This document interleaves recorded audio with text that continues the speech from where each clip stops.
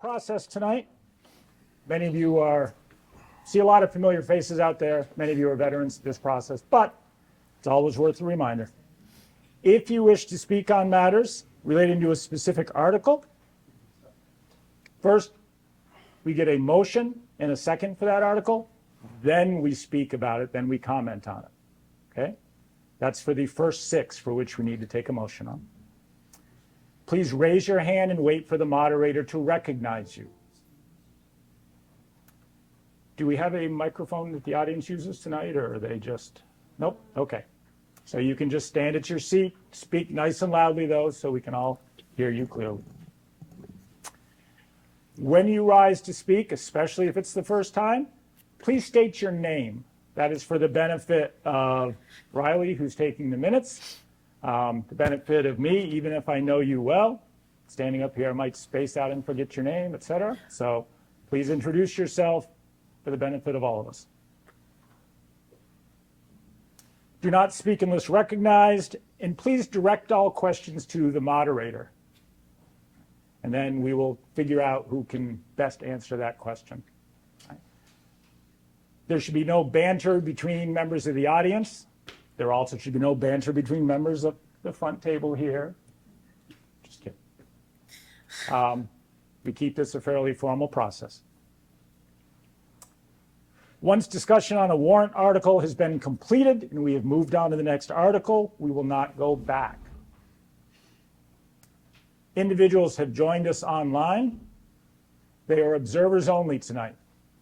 There's no live feed for them to raise their hand and ask a question and join in that sense, but it's for observational purposes. In a town meeting such as this, only registered voters can make a motion, offer an amendment, or vote on business matters. However, barring any objections, if you have insight into one of the articles that comes up, you are more than welcome to contribute. Some of you may be here representing organizations. You may not be a Windsor voter, but you're here to represent some organization that is asking for resources in one of the articles or something like that. You are welcome to speak, just not vote. At some point during the proceedings tonight, our local Senate representatives may come through the door. At that point, I may take a break and let them speak. They're trying to bounce between different town meetings tonight. We do have our members of the State House of Representatives here tonight. They're going to speak in just a moment. Let me introduce you to the folks at the head table here. All the way down is Riley White, our Assistant Town Clerk. She's the one taking the minutes tonight. Next to her is Emma Caffrey. Next in line is Jeffrey Johnson, and you're the chairperson, correct? Correct. Just get the titles right here. Next to her is Tara Howard. You're the vice chair now, Yeah. correct? Next to her is Paul Woodman. And here to my left is Tom Marsh, our town manager. Okay.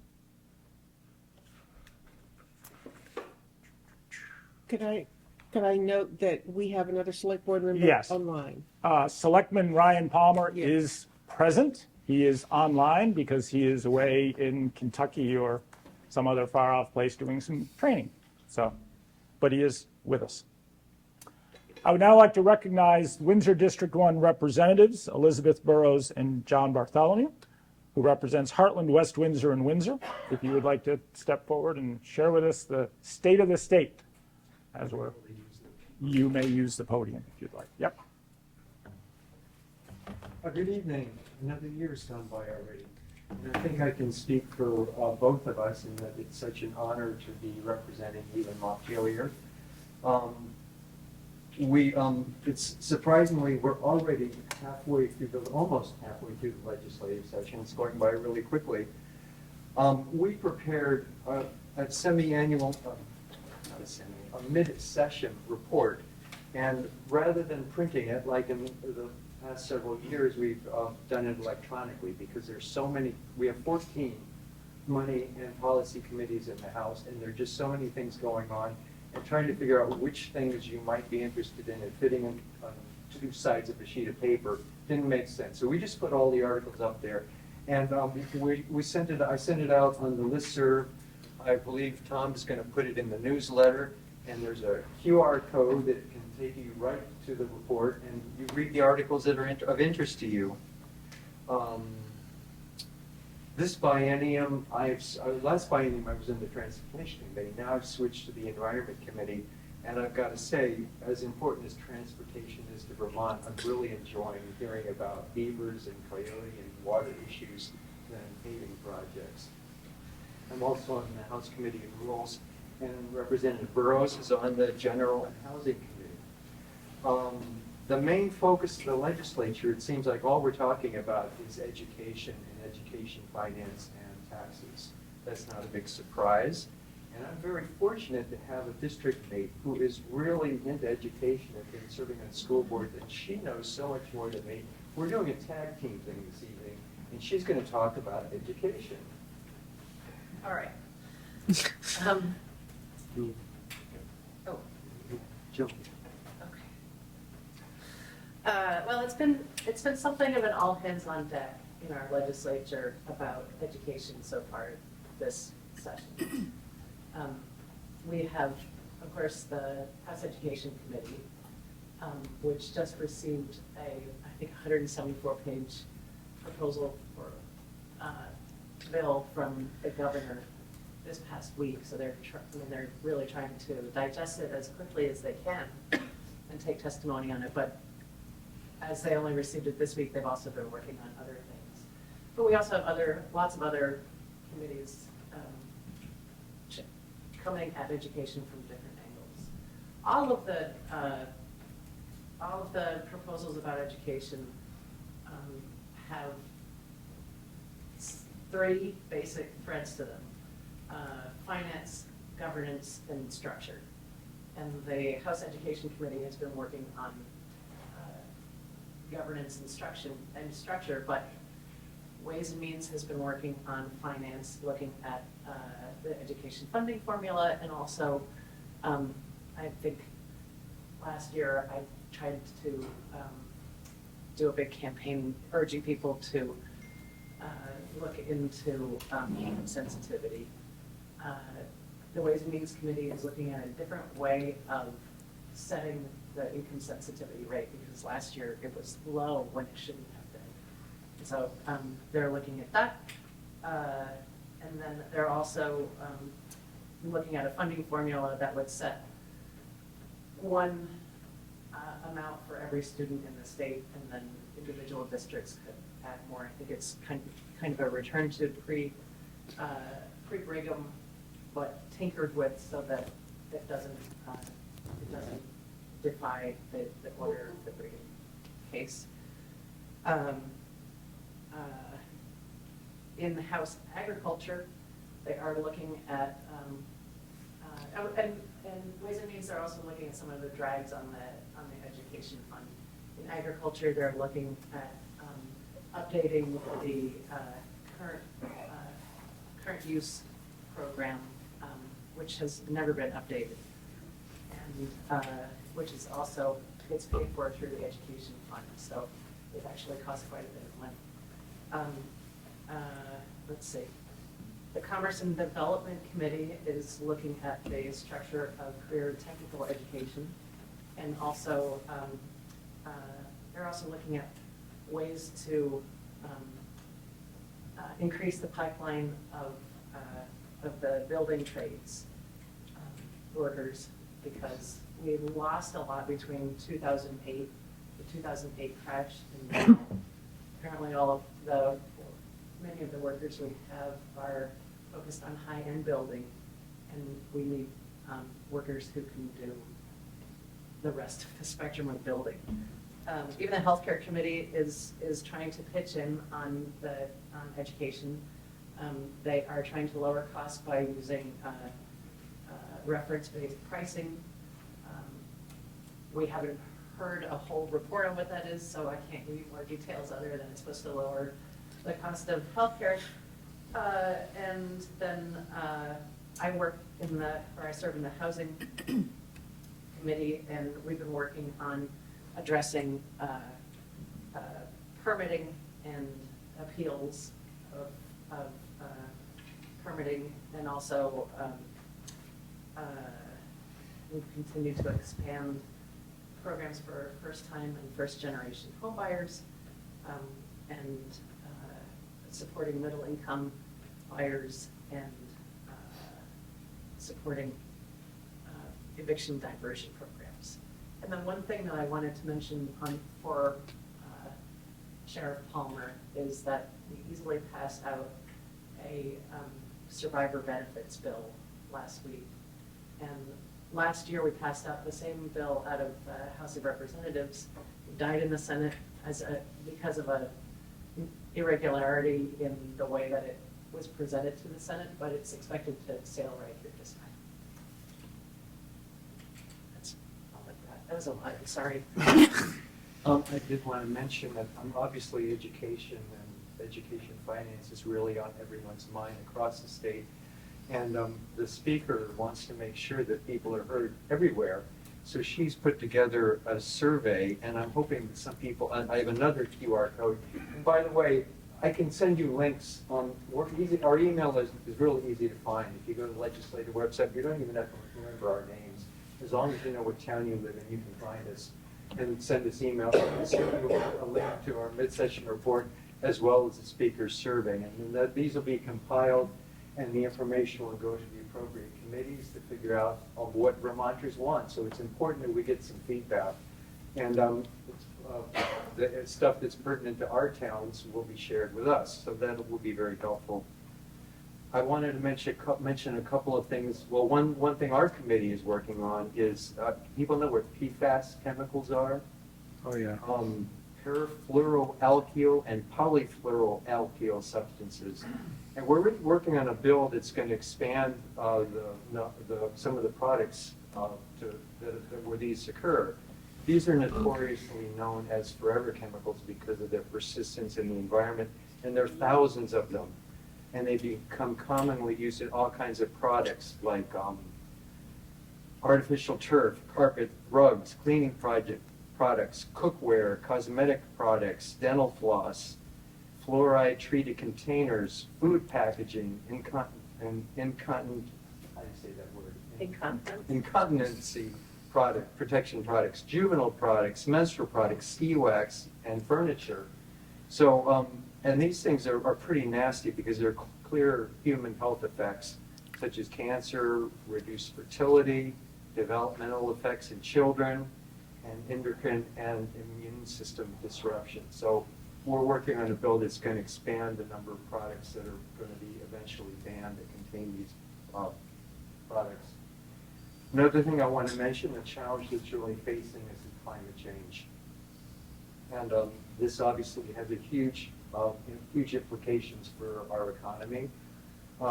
We've already seen billions of dollars in damages due to storms and flooding. So we want to try to reduce emissions by helping people transition away from dirty, price-volatile fossil fuels and shift to clean, renewable, sustainable, and more affordable ways to heat our homes and to get around. And the economy is slowly shifting naturally this way because it makes so much sense. The transition is happening right now, and Vermonters who can afford to buy electric vehicles or weatherize their house or get solar panels or other more efficient heat systems are doing it, and they're saving hundreds, maybe thousands of dollars in their household budgets. So we are really concerned about the folks who are being left behind, the low to middle income folks or maybe older folks who can't afford that initial outlay of funds, and they're basically stuck paying the prices at the pump and paying whatever the fuel dealers are asking for their fuel. Unfortunately, there's been a tremendous amount of misinformation about bills that we've already passed. And so I just want to be clear, the primary goal of almost every environmental and climate change bill we passed is to avoid having Vermonters getting left behind. That's the goal of what we've been trying to do.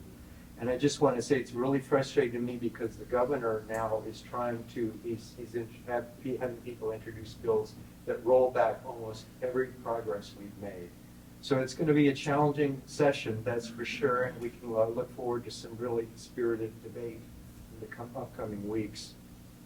The last thing I wanted to mention, and I don't have any real updates, is that we are still focusing on the Windsor prison property. I know that's an issue for this town, certainly it is for me. And I don't know that I'm seeing any real progress. There have been some great ideas. The problem with all the ideas that come forward is there's no money, there's no plan behind that we can really go to the committee of jurisdiction and say, look, this is a great plan, here's the funding, let's make this work. What I am doing is I'm pressing that committee, and I think you will agree with me, to try to get some of the land, as you know, the grasslands, now most of the land's been turned over to Fish and Wildlife for the Windsor grasslands. But there's still about 100 acres around that fence that is not part of that. And I'd like to see a lot of that turned over, and I'm convinced the acting commissioner that that's a good idea, and maybe even create a nature center. So I'm going to push for that. I don't know if I'll be successful. And that is just a tiny fraction of the stuff the communities are working on. But we'll stop. How do I put this? I think you could just pack it up here for now. Just take it down and put. Yeah. Well, we can just leave it, and we could scan it. If you, this is for our mid-session report, and I'll send out, well, I could leave this one too. This is has the link to the speakers survey on education. I got this question. If you do, Andy's got to recognize you, not that. Thank you. Thank you very much.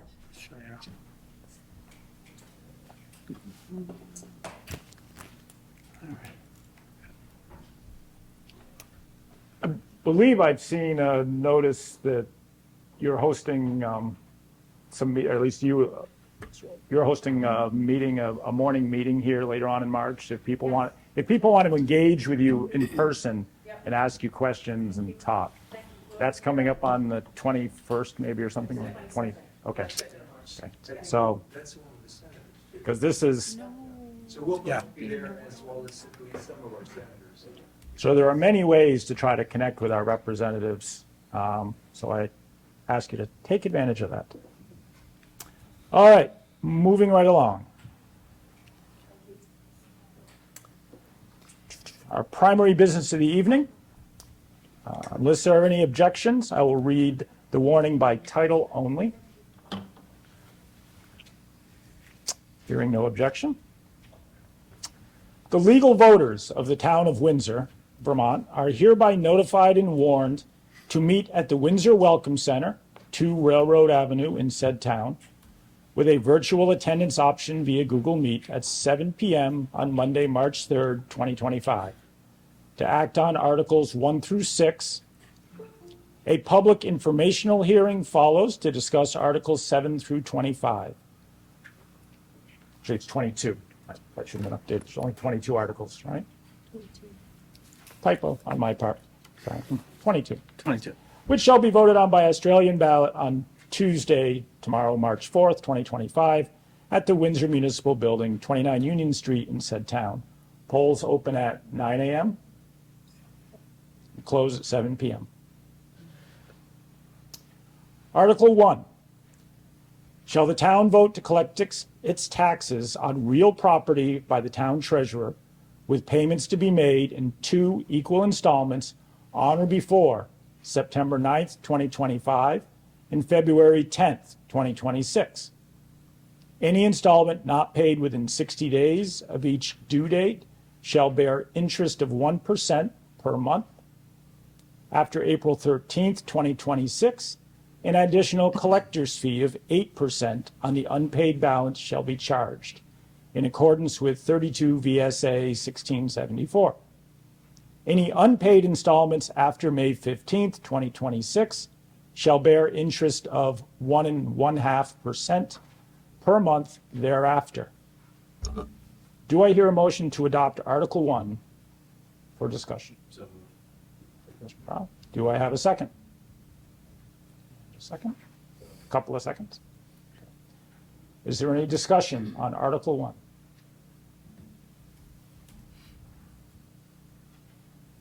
Okay. Hearing no discussion, we will I will call the vote. All those in favor of adopting Article 1 as written signify by saying aye. Aye. Those opposed? The ayes have it. Article 1 is adopted.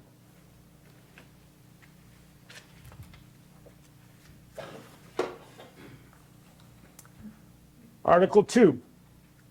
Shall the town authorize the select board to borrow for town expenses in anticipation of taxes and execute and deliver the note or notes of select board's orders thereon? Do I hear a motion to adopt Article 2? Mary? Is there a second? Linda, second. Is there any discussion of Article 2? Hearing no discussion. All those in favor of Article 2 signal by saying aye. Aye. Those opposed? The ayes have it. Article 2 is adopted. Article 3. Shall the voters authorize the select board to spend unanticipated funds such as grants and gifts? Do I have a motion to adopt Article 3? Motion in the back there. And a second. Is there any discussion of Article 3? Yes, sir. This is my first time, so. Okay, excuse yep. the question. What is a gift in this legal term? Tom, would you answer that for us? I don't recall ever receiving such a gift, but it wouldn't, it wouldn't be, out of the realm of possibility if someone were to say bequeath the town funds, and it may come with a stipulation to buy park benches or something like that. Much in the same way you get a grant that has stipulations with it. And that would leave it up to then to the select board to be able to spend that money without having to go to a town meeting to do it. Thank you. Any other questions? Okay. All those in favor of adopting Article 3 as written, signify by saying aye. Aye. Those opposed? The ayes have it. Article 3 is adopted. Article 4. To establish salaries for non-classified town officers, Select Board Chair, $1,500 per year, and Select Board members, $1,250 per year. Moderator and Constable, $50 per day. Do I have a motion to adopt Article 4? So moved. Do I have a second? I have a second. Is there any discussion on Article 4? Hearing no discussion. All those in favor of adopting Article 4 as written signify by saying aye. Aye. Any opposed? Article 4 is adopted. We're flying right along.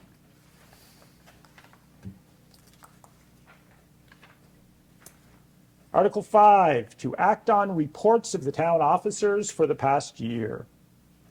I have a motion to adopt the reports as published. I have a motion, I have a second from Mary. Okay. Is there any discussion on Article 5? Hearing no discussion. All those in favor of Article 5 signify by saying aye. All those opposed, nay. The ayes have it. Article 5 is adopted. Article 6, to transact any other non-binding business. So anyone wishing to speak on other business, other matters that are not specific to any article currently before this town meeting, now is your opportunity to rise and give comment. Is there anybody who would like to speak before this town meeting?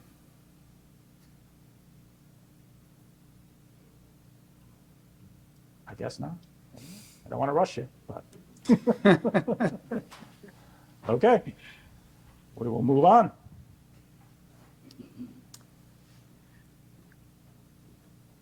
Okay, the next articles, 7 through 22, these we don't need a motion for. These are all voted on by Australian ballot tomorrow. However, we will offer a chance for people to give input for each of these to speak to them. Okay? Article 7, to elect town officers for the ensuing year. Is there any discussion related to Article 7? I will throw out here, there are a couple of sample ballots up front here on the table, so on your way out, you're welcome to take a look at those if you're curious and don't want to wait till tomorrow morning, if you haven't seen already who might be running for something. No discussion? We'll move on to Article 8. Shall the town of Windsor vote to raise, appropriate, and expend the sum of $4,637 for the support of healthcare and rehabilitation services, HCRS, to provide outpatient mental health and substance use services to residents of the town? To be voted on by Australian ballot. Is there anybody who'd like to speak to this article, Article 8?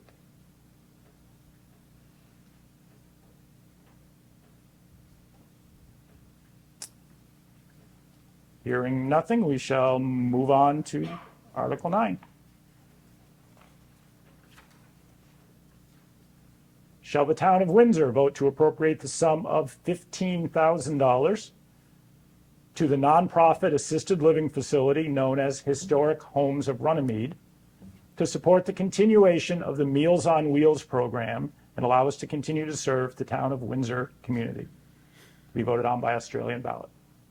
Is there anyone here who'd like to speak to Article 9?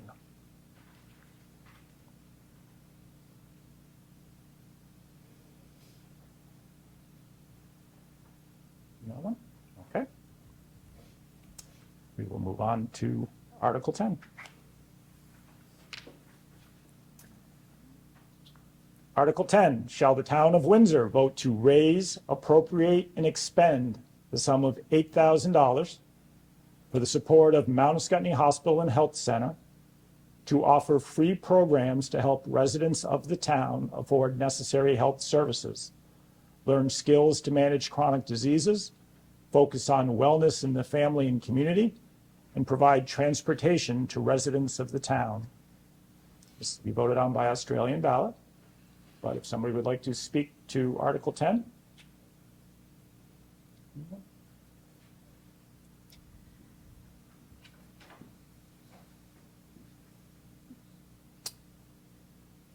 Okay, we will move on.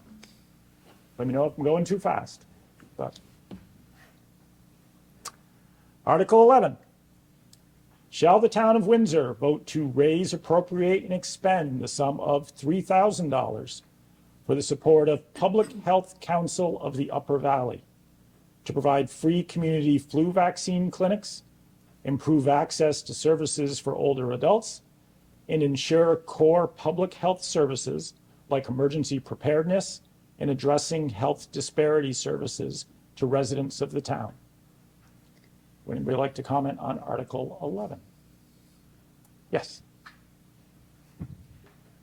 My name is Alice Ely. I'm the Executive Director for the Public Health Council, and I am not a resident of Windsor. Am I allowed to say? Absolutely, absolutely, yes. First of all, I apologize for breaking this beautiful run. Moving on through. I've heard that it's better if you show up to speak to a request. But I'm feeling right now like maybe that makes me stick out like a sore thumb. Thank you for allowing me to speak. The Public Health Council of the Upper Valley is the Upper Valley's trusted public health partner, supporting people, professionals, and the organizations that build healthier and more equitable communities. As public health challenges like health disparities, limited access to care, and resource constraints become more complex, the Public Health Council remains dedicated to adapting to the evolving needs of our communities. We are recognized by the state of New Hampshire as one of their regional public health networks because they don't actually have community-based public health infrastructure. And we work very closely with the Vermont Department of Health, particularly White River Junction and in some cases with Springfield. In our request of the town, we mentioned a few things that we hope benefit you and your neighbors. I'd like to just highlight a few of the things that we've done in the last couple of years. We have for 2 years now hosted a free community flu vaccine clinic right here in this space. It is lovely, and we like the opportunity to do that and bring Geisel School of Medicine students to administer those vaccines. So if you do come next year to get your vaccine, I advise you to not be the first person in line, because it might be their first vaccine ever given. We have, in the last 2 years, given nearly 100 vaccines to folks. We get started slowly when we move into a new community, and through increased publicity and word of mouth, we hope that that number will continue to go up. We've also had the privilege of going and providing vaccines at your assisted living community right down the street, so that those folks can get a vaccine without leaving the comfort of their facility.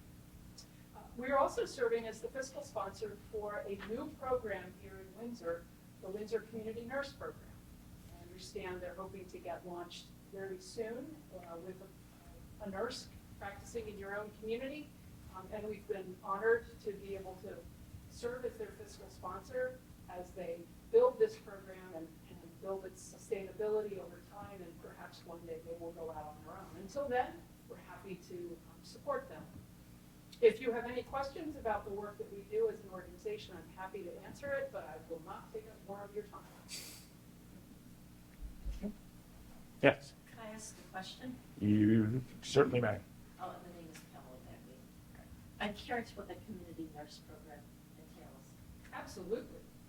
Community nursing is a project that finds a nurse, usually a retired nurse, but not always, who provides in-home care. Well, no, I should be very careful here. They are not operating as clinical practice nurses when they do this. It's helping with an individual in the community, generally an older adult, sometimes a person with disabilities, but not limited to that, with medication management, education, coordination of services, checking on people to make sure that they're not isolated, communicating with healthcare providers and other organizations, and in some cases with family members when family members are far away. There is a distinction between the community nursing program and visiting nurses, which I think is really important to understand. A visiting nurse comes to work with a person when they are referred by a physician and there is some form of medical need. Usually that is short term, it could be 6 weeks, 8 weeks. When that need is resolved, that visiting nurse no longer comes to visit a person.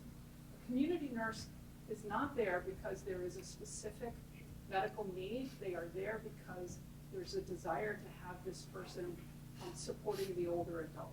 They are never paid, they will never go away for as long as that particular client wants that person to be a part of their care team. Thank you. Any other questions or comments about Article 11? We will move on to Article 12. Article 12, shall the town of Windsor vote to appropriate the sum of $10,000 for the not-for-profit organization known as Rachel's Kitchen to support the continuation of the free breakfast program which serves the community? Is there anyone here who'd like to speak to Article 12? I have a question about Article 12. Well, you can ask, and if somebody here knows the answer, I can invite them to give an answer. But On an average, how many people a week or on a day long do they serve? I don't have an answer to that, but I did ask the same question when this was brought up in a meeting. I don't know that we have a number. I do know that there are some people that work in the town that do go there, like when they're on shift, to go and see them. We kind of were talking about why there was such an increase last year. It was, I believe it was $5,000, and this year it's more. Yep. And we were wondering about that. We're assuming it has more to do with just the increase in the cost of living in general. I don't think we've seen anybody from Rachel's Kitchen to speak to it, which is kind of frustrating. But it's definitely something that I agree. That's a good question. Okay. We will, It says on page Yep. 15 of the book. of the book, it says in 24, we served, in 2024, we served 2,570 meals. There's a number. I need to do some math, but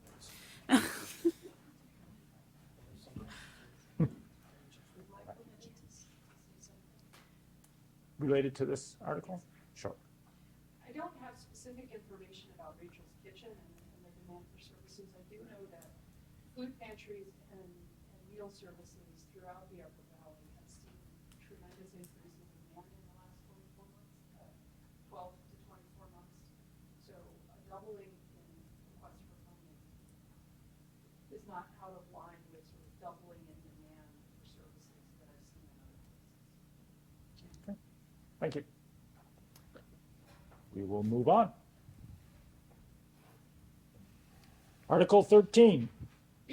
Shall the town of Windsor vote to raise, appropriate, and expend the sum of $5,000 for the support of Senior Solutions, the nonprofit area agency on aging serving southeastern Vermont, to provide nutrition and wellness programs, application assistance for state and federal benefit programs, Medicare enrollment guidance, long-term care Medicaid program coordination, volunteer visitor programs, and more to the residents of the town. Is there anyone here who'd like to speak to Article 13?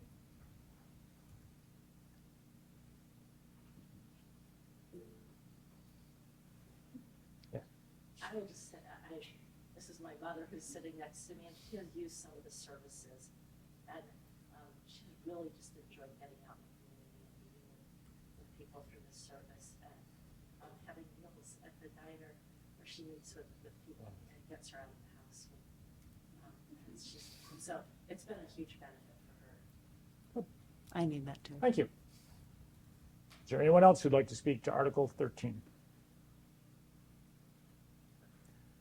We will pass that along till tomorrow's vote. Moving on. There's Yeah. Oh, I'm sorry. The diner has been closed, which means that they don't have the meal there. Is there information on when that will be open again? They're going through a construction process to move the diner, so that's going through the permitting.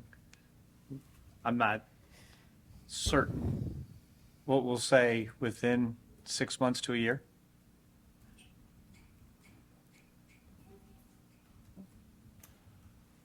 Article 14.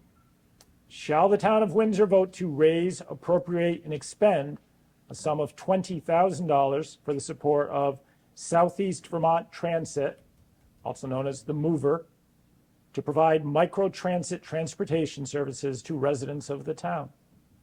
Would anyone like to speak to Article 14? Yes, sir. Randy Shoemaker from Southeast Vermont Transit. Windsor is one of 6 towns in Vermont that has a microtransit program. Microtransit is Uber with a van. It's a simple definition. We started service in January of 23, so it's been 2 years and not quite 2 months that we've been serving Windsor. We've given 14,000 rides over that period. We're averaging about 30 rides a day. We have delivered people to 47 businesses in town, and we serve 16 employers by delivering their employees to their jobs.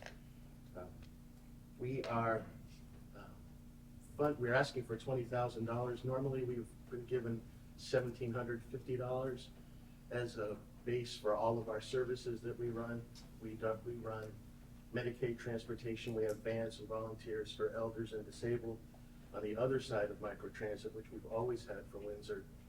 But this year is the 3rd and final year of our funding, our original funding for microtransit. And we were given $150,000 to run the program and get it going. Those funds end on June 30th of this year. We've been notified that $30,000 of the funds we used to get will not be coming from the state, so we've had a funding cut.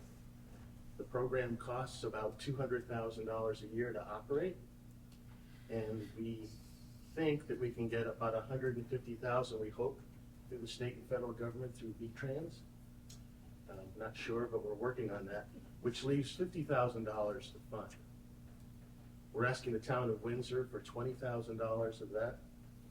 We're working with Mount Escotney Hospital and Springfield Regional Development Corporation to raise another $5,000 or so through local businesses and other grants.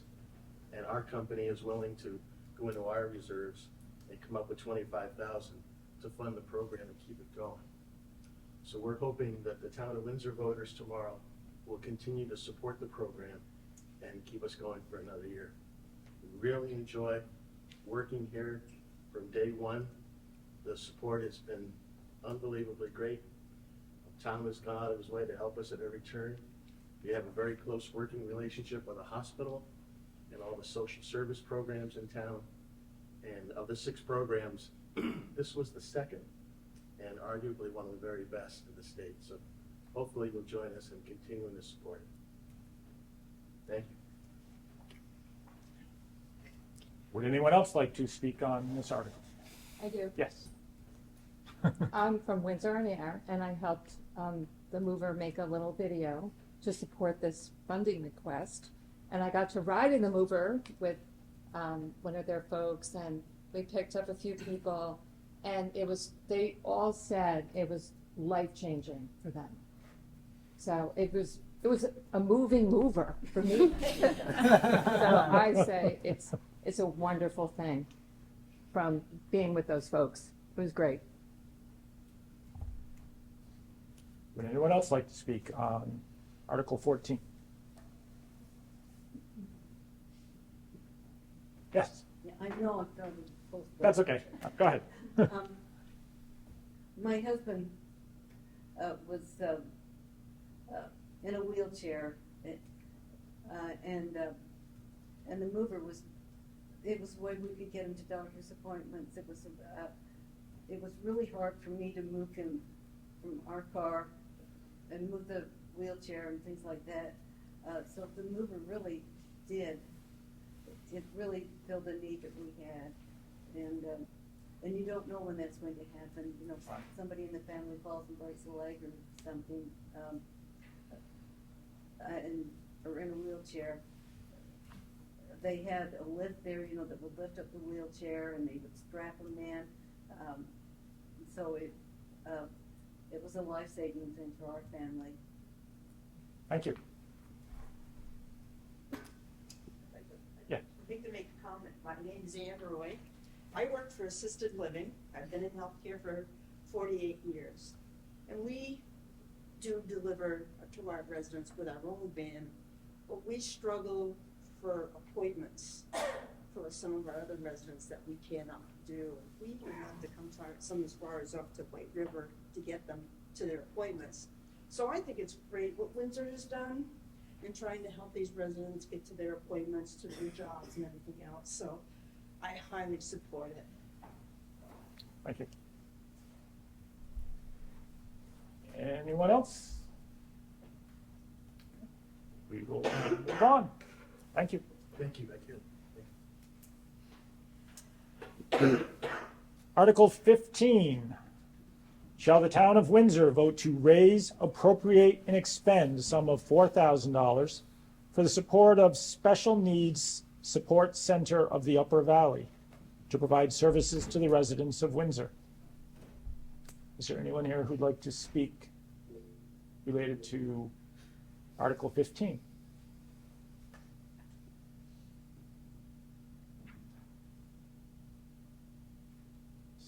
Seeing no hands, we will move along.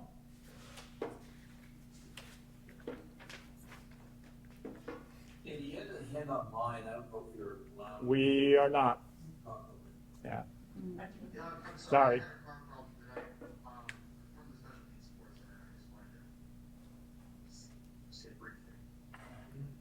Our rules of the night are that the online are audience members, but not contributors to the meeting. I'm sorry.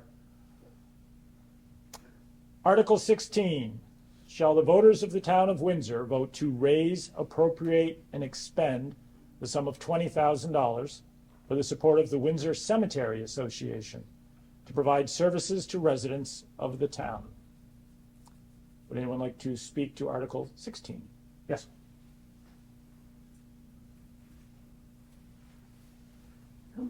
You are welcome to step right. You may do that. I'm Kathy Hoy, and I'm the trustee of the Windsor Cemetery Association. I have laryngitis, so you'll have to bear with me, but for people who aren't familiar, who are new to Windsor, the Windsor Cemetery Association was founded about 170 years ago to manage the Ascutney Cemetery, which is over on the west side of town.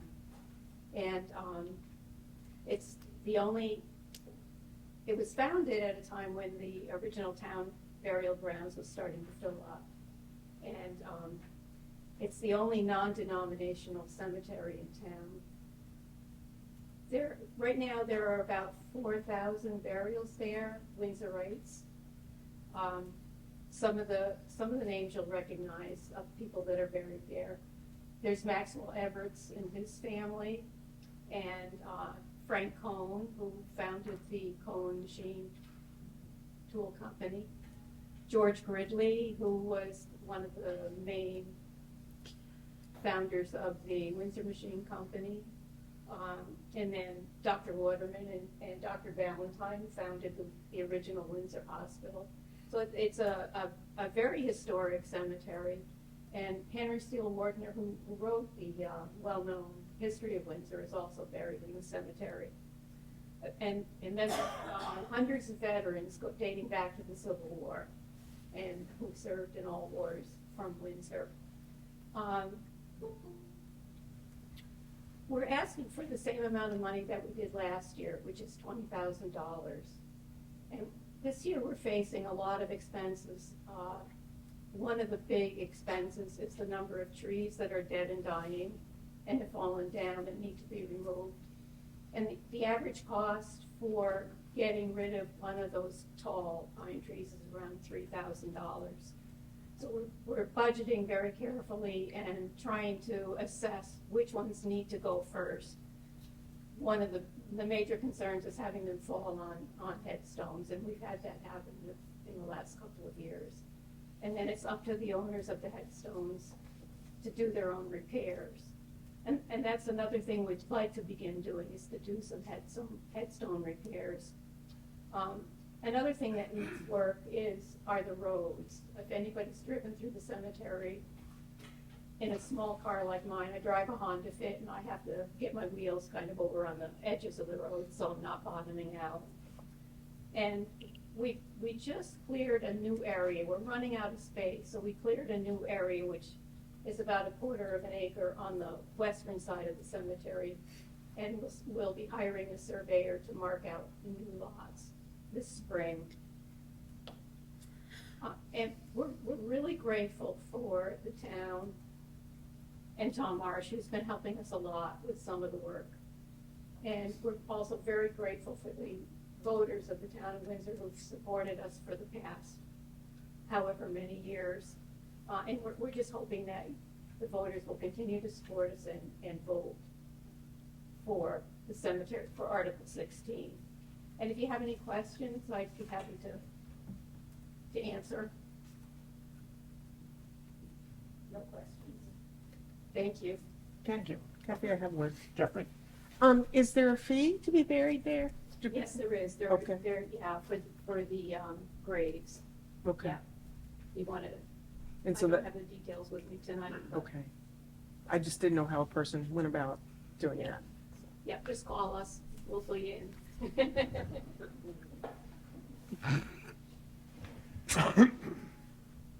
We have another question. Yes. This isn't a question, but somebody asked about these.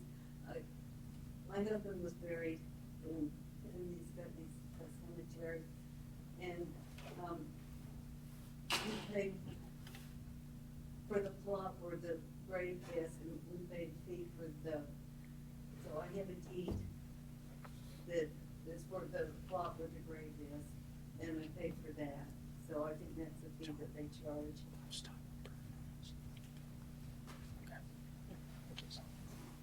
Anyone else like to speak to this article?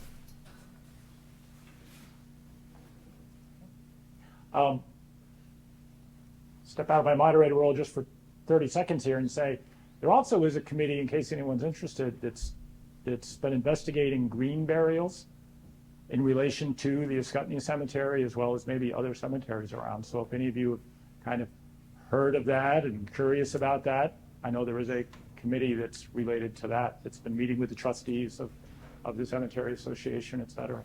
So it's public service announcement to throw out there. So, okay. Article 17. Shall the town of Windsor vote to raise, appropriate, and expend the sum of $2,000 for the support of Windsor County mentors for youth mentoring services provided to the children of Windsor County? Anyone like to speak to Article 17?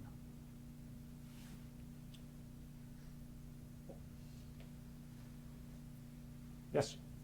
It seems a very low figure for the importance of this.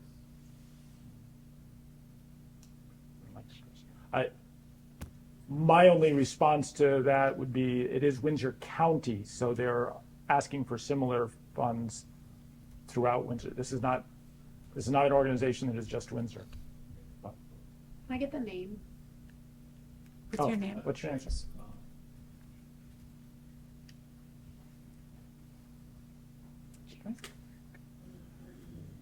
We will move along. Article 18. Shall the town of Windsor vote to raise, appropriate, and expend the sum of $2,500 for the support of Windsor On Air, doing business as Windsor Area Community Television, to provide services to the residents of the town? Would anyone like to speak to Windsor On Air? Yes, I will. As you sit here doing this Yeah, job. I'm sitting Yes. here doing my job. Yeah. Anyway, I'm Paula. I've been running Windsor on Air for 14 years now. And we basically are running on a shoestring budget. And so each year we ask for some money from the town. And this year, actually, we asked for a half of what we usually get, for the reason that people are struggling this year. And it was so apparent through all the budget sessions that I sat through in January. And it's hard. It's hard for everybody. So we are going, and we got some money from the state, which is really a nice thing.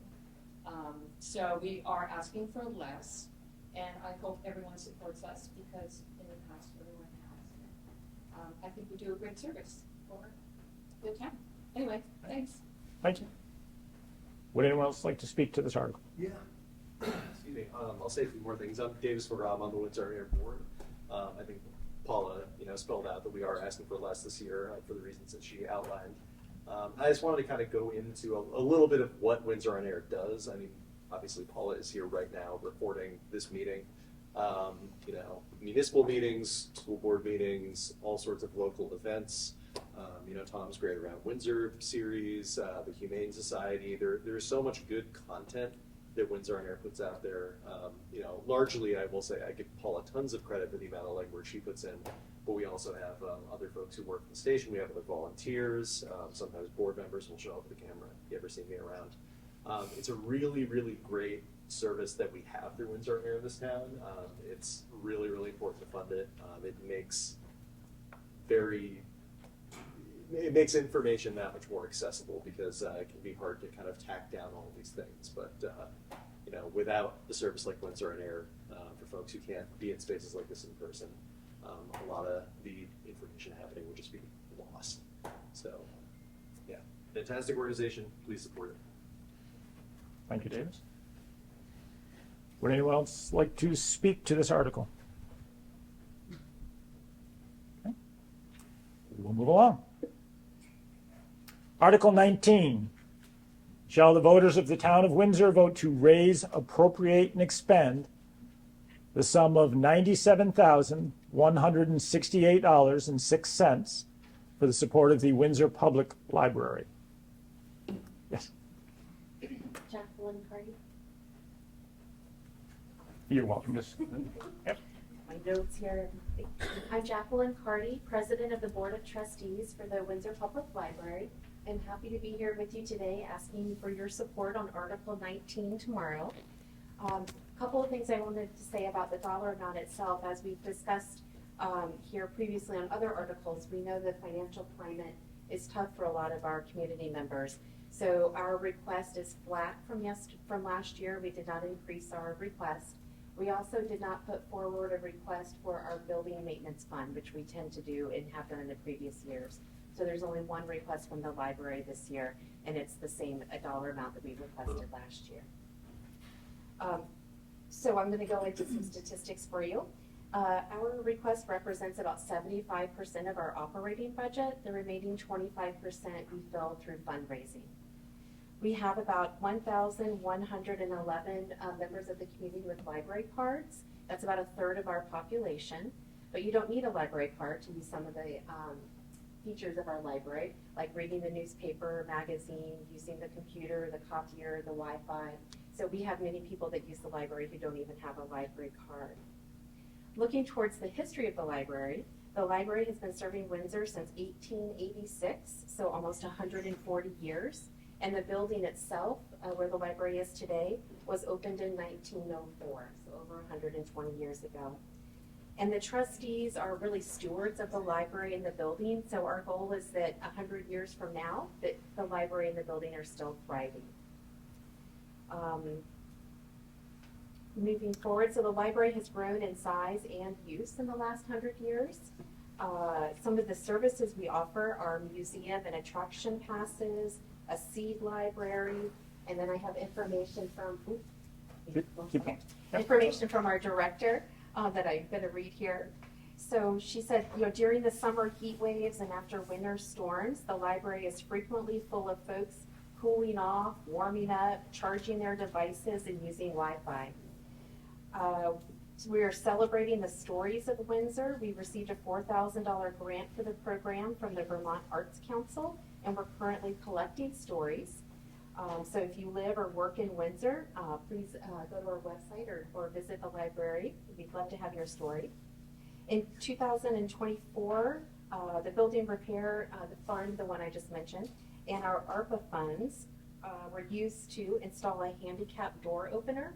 So now our library is even more accessible than it was last year. We removed our carpeting on the first floor that was over 40 years old, and we refinished our floors, and they look beautiful. So if you haven't visited recently, please stop by and check out the floors, and check out a magazine or a newspaper while you're there. We replaced the membrane roof over the office, and we also replaced our lights with more economical TLEDs, and that change has resulted in an electric bill being $60 less a month. So we've had immediate savings there. Our Wi-Fi, as I mentioned, is accessible 24/7 from the library, the front lawn, the back lawn. You can go across the street and sit in your car. So that's something that's available around the clock. And with our library card, you can not only check out physical books and DVDs, but also ebooks, audiobooks, films from Canopy. And then also we have these things that are called unexpected things, library of things. So these are professional quality microphone for recording, a weed wrench to pull up weeds, firewood moisture meter, and trash grabbers, puzzles. So all sorts of things beyond the books and the CDs and movies that people may be thinking about. In 2024, the library had 11,252 visits, and we hosted 335 programs attended by 2,680 people. It's a fun interruptions here. I just will end with, we are hoping to start a new strategic plan. So we're going to do behind the scenes work for a few months and then start reaching out to the community this summer. And the goal would be to build that plan and then introduce it and release it in January of next year. So to summarize, please vote yes tomorrow on Article 19. Thank you. Would anyone else like to speak to Article 19, Windsor Public Library? Hearing no other comments on that, I'm going to pause us here. We have been joined by our two senators. So I'd like to welcome Allison Clarkson and Joe Major, our senators for Windsor County. if you would like to take a few moments and speak to the Right before the audience. money. Right before the money issue. Before the big Right. ask of $6,928,000. Well, you don't have to emphasize it like that. That would be a no. Thank you. To that. Yes. Oh, Yeah. good. Thank you. Thank you for taking a break and letting your partners speak. I hear you heard from Elizabeth and John. I'm Allison Clarkson. I have the honor of representing you in the Senate, and you are? Joe Major. I also have the lovely and heartfelt, gracious, and a lot of other adjectives speaking that represent you in the Senate as well, along with our cohort, Becca White. Who is doing some northern towns today. Town meeting is our time to celebrate our community life together, our municipal life together, and our partnership with the state. Municipalities are creatures of the state. It's a Dillon rule state. So we are partners in crime. And we found out this year, so I love town meeting day because I love celebrating this time in our communities as we gather. We found out this year that Vermont ranks number 2 in public engagement in the country. And I think we owe that mostly to town meeting as a tradition. And yes, the Secretary of State just did a whole big thing on our all aspects of our public life together, which is really wonderful. We have 3 big challenges this year in the state, and we face them together. The first is the federal uncertainty and what its impact is on all of us, and it is big. A third, our budget is $9 billion, our state budget. A third of that budget, $3 billion, is federal money. Many of our departments are 90% funded by federal money, like the Department of Labor. But transportation, a lot of our transportation money, which trickles down from the state to the municipalities, lots of it's federal money. Our human services money, our 3 squares, our SNAP, our light heating oil assistance, that is all federal money. We are on tenterhooks about what will happen with that. The treasurer has set up a task force with the administration and the legislature and our offices of Joint Fiscal Office and our Legislative Council to analyze and assess what are our greatest vulnerabilities. Quite frankly, most of it, because we do not have the reserves. We just don't have the money to fill all the holes in that dike once they start breaking through. So we will obviously all be in touch with each other, and towns will be as up to date as we are probably, because VLCT is so engaged with this work. But that is probably the biggest challenge that we face right now. So we're all creating our budgets and our committees, but who knows what will actually happen and what we'll have to rein in as a result of the changes in Washington. The second big challenge we have, heard loud and clear that all of us need property tax relief, education property tax relief. And to that end, that is really called the question on looking at the entire education system. And so we asked the governor to lead with it. The governor has proposed a transformational a proposal to transform the education system as we know it, to further regionalize it. It has 3 big components: governance, which is the districts that you may have read about; delivery, which is the class sizes you may have read about; and financing.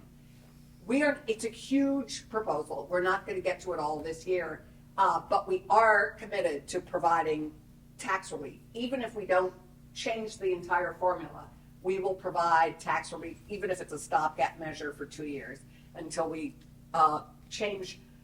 redesign a system that we will then be able to figure out how we're going to finance it. But we will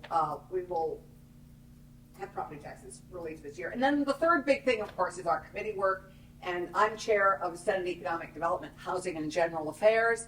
And I also serve on Senate Gov Ops. Going at the feet of a mistress there, with Donna having chaired the House Government Operations Committee, and I sat close to her and learned a lot. but we are dealing with, we have a major housing bill, labor bill, and economic development bill, which we're focusing on small business and entrepreneurs this year. Housing, we're creating a project-based tax financing, infrastructure financing system that we will be rolling out, and we are investing in a whole range of different housing options to try, both from low-hanging fruit to working, doing planning for our developmentally disabled kids, our friends and neighbors who have adult children. They are aging out of being able to care for them, or the houses and the homes that they live in, and we have to figure out how we're going to house about 600 people. We need to create about 600 units just alone for the developmentally disabled. So it's a range of, we're working on all sorts of exciting things, all a bit overshadowed by what may happen to us federally. Joe. So, On that happy note. thank you for that downer. That's not a permit So I'm call. gonna give you some more sort of downer, but I am the vice chair of the Senate Agriculture Committee, as well as on a member of the Senate institutions, and that institutions deals with government buildings, IT, and corrections. I'm going to get to corrections last because it deals with Windsor in particular. I also want to talk a little bit about healthcare, which has affected every part of our expenses. And I'm not going to sugarcoat this. It's a bit of a mess. And what is happening right now is in the legislature, in particular our health committee, they are working on trying to right-size this, and a big cloud that's hanging over us is UVM. And UVM, their expenses is about 300% more than most hospitals in the country. And we have to right-size that. So we're working to do that. The other thing that I want to talk about, and in particular, is the Windsor Correctional Facility. Like I said, I am in, and I'm going to be giving you a call, Tom, by the way. That's the precursor of our show. Then let's make this a really good speech on the prison. Yes. So, guess what? We're still paying for that. There's nothing up there, and we're still paying for that. I had a meeting with the Commissioner of Housing last week, and I want to do something with that. Mixed use, housing, something, because we're paying for it. The infrastructure is there. And so we have to at least start the process to do that.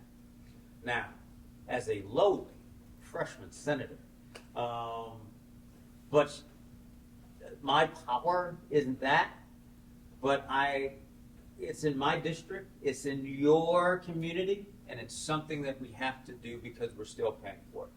I'm not going to sugarcoat this and say this is going to happen tomorrow, but we have to begin to get a plan together to make sure that it happens. Because I don't know, if I have something in my community and I have to pay for it, I want something to come from it. So I am beginning to work on it. I am going to continually update you, in particular this community, because it's in your community, on what's going on with it and where we're at, and try to set some timelines and goalposts, and that's where you come in. Timelines and goalposts to where we want to get to. We've done a study, and that study was done a couple of years ago, and so I am beginning to learn what that study said. But for this community in particular, we need to do something. And housing is, we never have enough housing. We're so behind on housing throughout the state. And so we want to make sure that that comes to fruition. I will touch a little bit on education, just that the governor came with his proposal of 5 districts. The legislature came with their proposal, and it's been kind of dripped and dragged out, and it's carving out 9 districts. Whether that comes to fruition or not is is debatable. I know this. 5 districts probably not going to happen. Yeah. But there will be some consolidation. You know, we're going to have to give a little bit.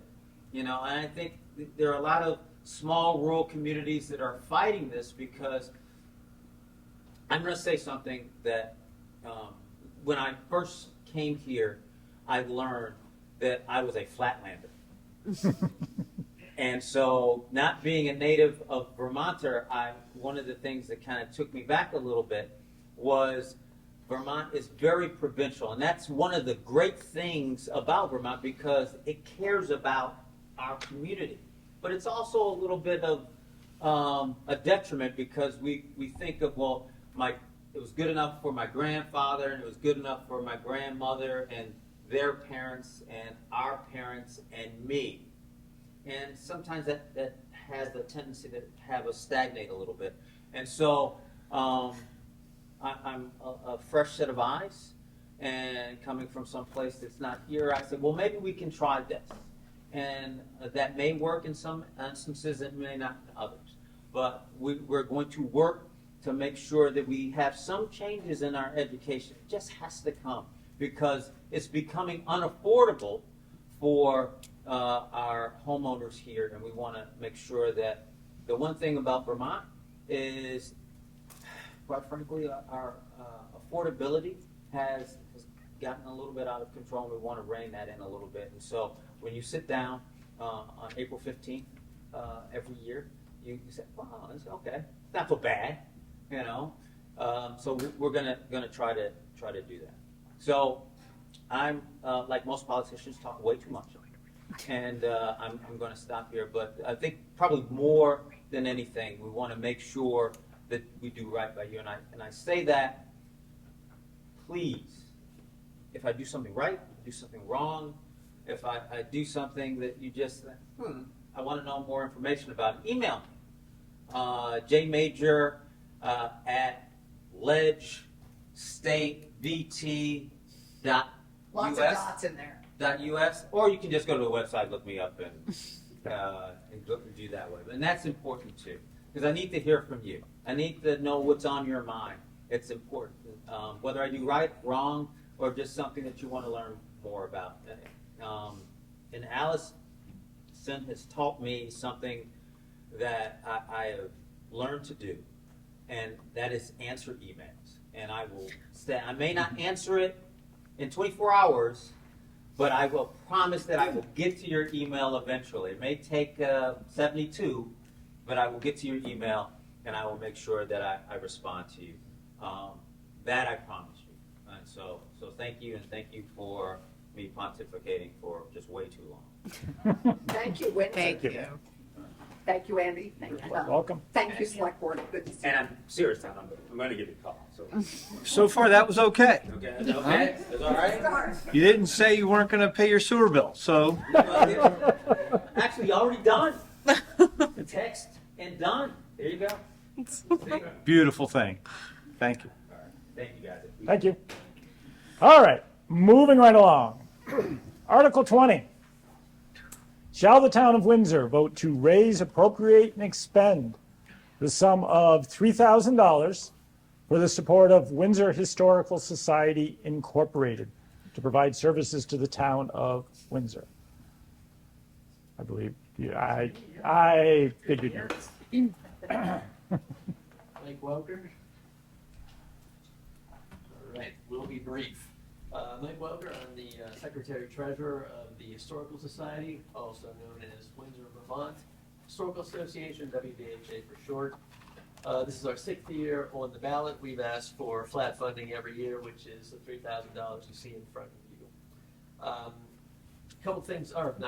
few things about what we do. It's not all definitely outward facing, but the more public events that you'll see us do, we do a walk every year.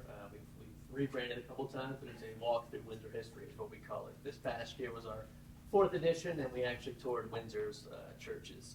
Other things we do, we interface with a lot of other community organizations.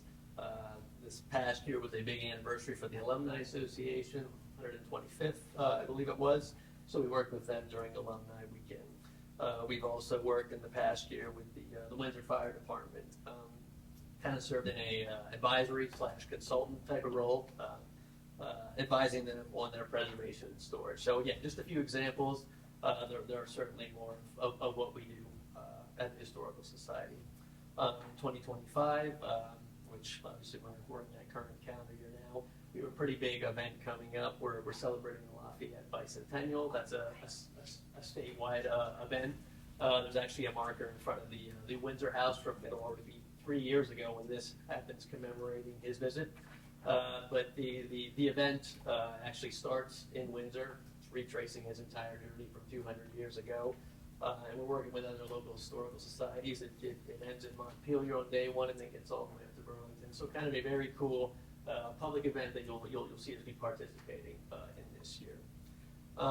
Again, I don't want to dwell too much on that part. What I would like to get into just very briefly is kind of how we spend this money each year. Kind of got it broken down into thirds, if you will, to keep it pretty simple. So a third of what the money is spent on that we call as recurring expenses. We have a website, as most of you know, that serves us very well. That obviously has an annual cost attached to it. Our subscription to Ancestry.com, in which we highly leverage newspapers.com, do our research is a second recurring expense. And then also our print materials, chief among them our newsletters that we do. We make them available for free on our website, but the ones that we pay to print cost money to do so. So that's about a third of what we ask for. The other third is really dedicated to our collections. So as some of you or many of you know, our collections room is in the town municipal offices. It's on the third floor, housed in there. So we're fortunate to have that space. It's a climate controlled area. It's accessible. Obviously the elevator that goes up there. And so that funding goes both to our preservation materials and as well as towards software for digitization. So I think I spoke here last year talking about we would soon be transitioning into a subscription, more of a subscription-based version of OnBase, which, not to get into the weeds, is a museum-type software. That will probably be happening at some point this year. So less of a spend on the physical preservation part once we have that complete, and again, pivoting to the digital part. And then lastly, programming. So I already mentioned some of the things that we do related to that. So it could be any manner of, paying an honorarium for speakers to, supporting, whether it's food, beverages, things like that. We've gotten to the point over the last several years where we don't really charge for events. We don't want to do that. If people want to donate to attend, that's fine. But, we certainly want to make the history of this town accessible to all. And this allows us to certainly to do that. So that's all I have. Any questions? Thank you. Thank you, Mike.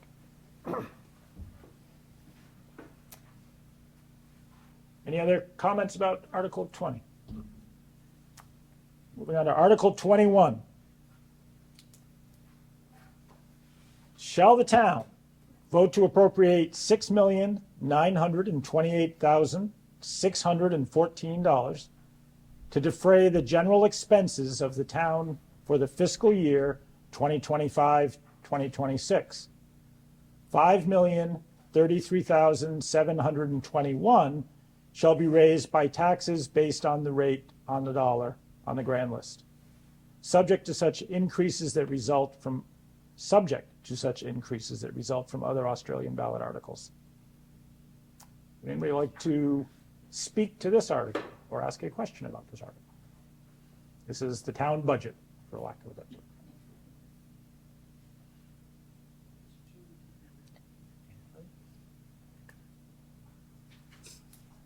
Going once, twice, 3 times?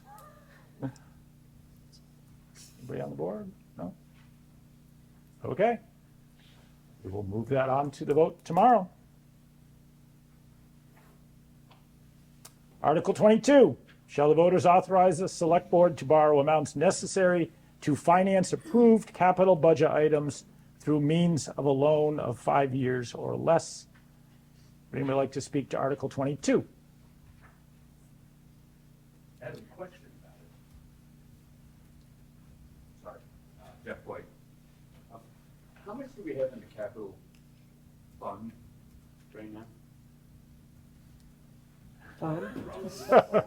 Roughly, I had that at, I'm gonna say roughly $600,000.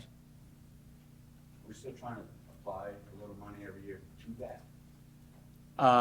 We have been generally successful. Last year, because of other budget pressures, contributions to our reserve and our capital fund were removed from the budget. It has been reinstated as part of this year's budget. Any other questions related to Article 22? Hearing none, I will remind everyone that voting starts at 9 a.m. tomorrow morning, and I will entertain a motion to adjourn. So moved. We are adjourned for the 2025 Windsor Town Meeting. Thank you all.